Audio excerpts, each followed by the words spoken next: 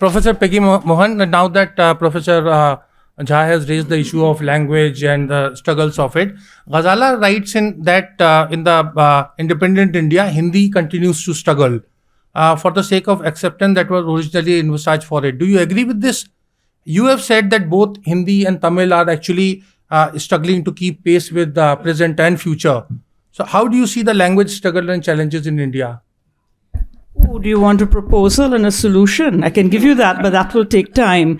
I think when we talk about languages in India, we always conveniently forget the elephant in the room. And the reason that Hindi is struggling to try to say it is important and all these languages are endangered, I would say, because they are not allowed to become languages of technology, is because English is here. And English has culled away all the people who are doing the most modern work in the most modern sectors. The result is that Hindi, Tamil, all the major languages of India, get the people who are not totally comfortable in English, but maybe are partly on their way there. So we've taken, as we have all throughout the ages, in the time of Sanskrit, the time of Persian, we've always had a language of a group that came in from somewhere else, and it became an elite language. Now we're trying to use an elite language, and at the same time we're competing with countries like China and Iran, where, as I said elsewhere, they're firing on all cylinders. Everybody has the possibility of contributing to technology, to whatever makes the country modern. We are not doing that. I know for like my own family are craftsmen, and it was understood that my father should study metallurgy, another one should do chemistry, another one, my bua, should do optics and dentistry. But that is not happening here, because if you don't know English, you are going to go into the laboring sector. So all our languages are endangered in that sense, and they're fighting each other for the scraps of what English is allowing them to have. Which is sad, because I feel that this is the year, we were both talking about it, Ira and me, we are seeing a huge amount of translation coming up in India in the last 2 years, definitely this year.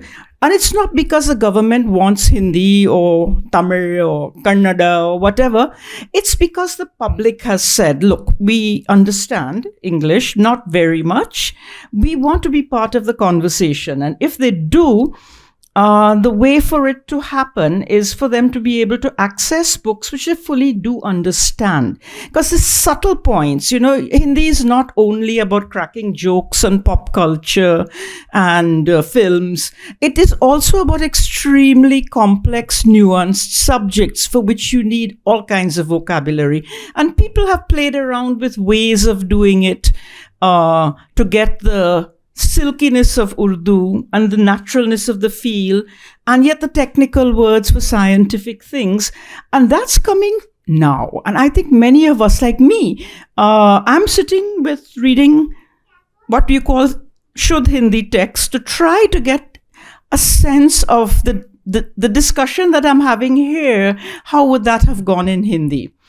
And it's because we're trying to pull away from English and pull into that firing on all cylinders, becoming the kind of country that China is. China is not very different from India. All their dialects are as different from each other as our languages are. It's just that their script unites them. Our scripts down to the writing systems, they divide us, and every language wants to have its own script, again divide us more. Whereas I see, and I'm going to put it out at this point because it's something that's cooking in my mind, that in this age of AI, to start utilizing it so that anyone can type in whatever language they want of India, and it can automatically, through an algorithm, go into another. Most translation is quite easy. The translation of government documents does not take up brain. I once worked as a translator of the Non-Aligned Summit for 3 weeks. I remember using my brain once. 3 weeks every day, and I used my brain. It was so automatic. So in a sense, we have not utilized our abilities in tech, our abilities in language. When I first came to India almost 50 years ago, in the West Indies, it's considered normal. A young girl goes to college. What does she want to be? A translator. Where were the translators here? People knew many languages, but they just did not know how to put one into the other, partly because they didn't use them for the same things.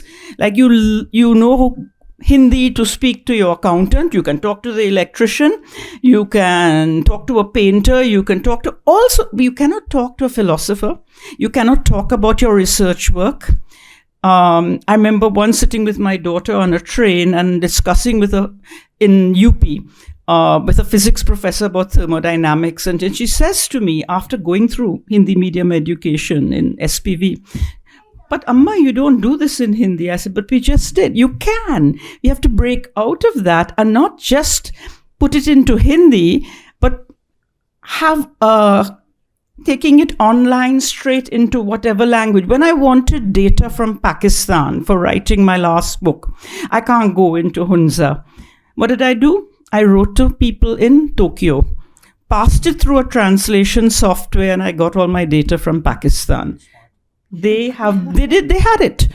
Well, of course, my professor was there, so he knew that that's where I should do it. So again, translation, to find that level of sameness, because our languages are not very different. They are not more different than the Chinese dialects. If you look at the grammars of the Indian languages, how much difference? Marathi has 3 genders, Hindi has 2, Bengali has none.